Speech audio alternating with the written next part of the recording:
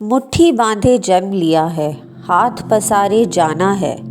इस धरा का इस धरा पर धरा का धरा रह जाना है। नमस्कार दोस्तों, आज की कहानी है एक धनी व्यक्ति की जो एक नगर में रहता था। हर तरह से संपन्न और सुखी जीवन था उसका। ईश्वर की कृपा से कोई कमी नहीं थी। उस व्यक्ति की 4 पत्नियां थीं।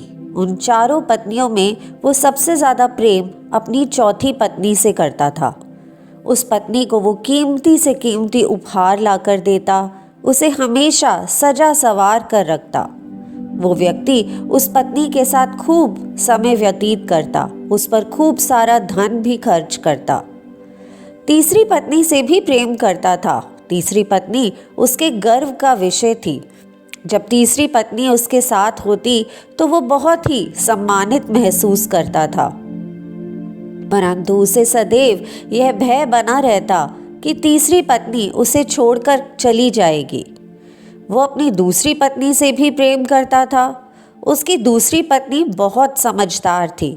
उस व्यक्ति के जीवन में यदि कोई समस्या आती तो वो सदैव अपनी दूसरी पत्नी के पास ही जाता, क्योंकि उसको यही लगता था कि वो उत्तम कोटि की सलाहकार है। वो व्यक्ति चारों पत्नियों में से यदि किसी से प्रेम नहीं करता था तो वह थी उसकी पहली पत्नी। पर पत्नी उससे बहुत प्रेम करती थी।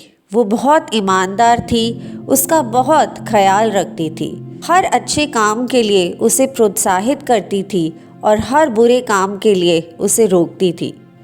पर उस व्यक्ति की दृष्टि में उसका कोई मूल्य नहीं था।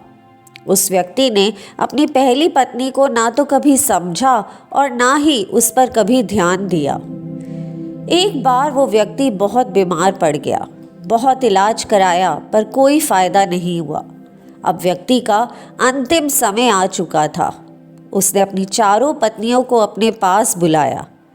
सबसे पहले उसने अपनी चौथी पत्नी से, जिसे वह सबसे ज़्यादा प्रेम करता था, कहा, मेरे अंतिम क्षण है ये। मैं सदा के लिए अब इस दुनिया से विदा हो जाऊंगा।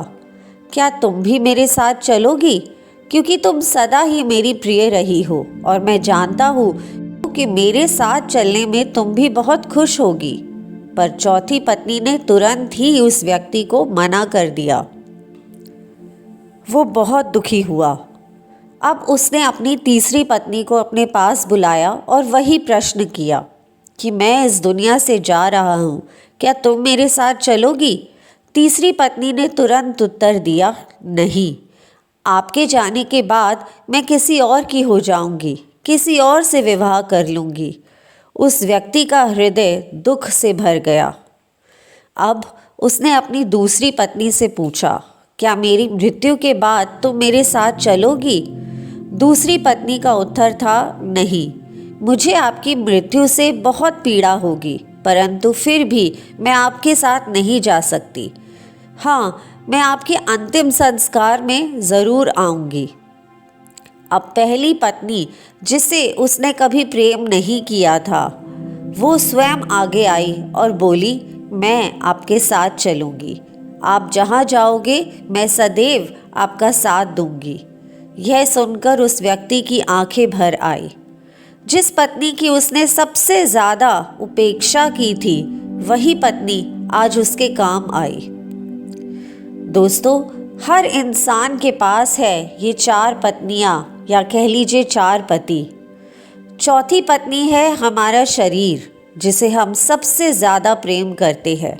उसे सजाने और संवारने में खूब धन और समय खर्च करते हैं, लेकिन मरते वक्त हमारा शरीर हमारे साथ कभी नहीं जाता। तीसरी पत्नी है हमारी संपत्ति, हमारा धन, हमारा कारोबार, जो हमारे सम्मान और गर्व का विषय होता है, पर हमारी मृत्यु के बाद वो भी हमारे साथ नहीं जाता, किसी और का हो जाता है। दूसरी पत्नी है हमारे अपने, हमारा परिवार, हमारे सगे संबंधी। इन लोगों को बहुत पीड़ा होती है हमारी मृत्यु से, पर इनमें से कोई भी हमारे साथ नहीं जाएगा। ये केवल हमारा अंतिम संस्कार करेंगे और फिर इस दुनिया की मोह माया में घुल जाएंगे। और पहली पत्नी है हमारी आत्मा, जिसकी हम सदैव उपेक्षा करते हैं, उसकी आवाज़ को हम सदा दबा देते हैं, परंतु वही है जो हमें अच्छे और बुरे का सच ज्ञान देती है। वही है जो हमारे सुख दुख में हमारी साथी होती है। एक वही है जो मरने के बाद भी हमारे साथ जाएगी। दोस्तों, हमें अपनी आत्मा को पोषित करना है, उसे सबल बनाना है, उसी से प्रेम करना है, क्योंकि यदि हमें अपनी आत्मा से प्रेम होगा तो हमें किसी विषय में चिंता करने की आवश्यकता ही नहीं है, क्योंकि वही हमारी असली पहचान है। किसी ने बहुत ही प्यारी बात कही है, किन सांसों का मैं एतबार करूं जो अंत में मेरा साथ छोड़ देंगी, किस धन का मैं अहंकार करूं जो अंत में मेरे प्राणों को बचा नहीं पाएगा, किस तन का मैं अहंकार करूं जो अंत में मेरी आत्मा के बोझ को उठा नहीं पाएगा। सही कर्म कर ए बंदे, क्योंकि ईश्वर की अदालत में वकालत नहीं होती, और अगर सज़ा हो जाए तो ज़मानत नहीं होती। आशा करती हूँ आज की कहानी आपको अच्छी लगी होगी। कृपया वीडियो को लाइक करें, चैनल पर पहली बार आए हैं तो सब्सक्राइब ज़रूर कीजिएगा और अपने दोस्तों के साथ शेयर कीजिए।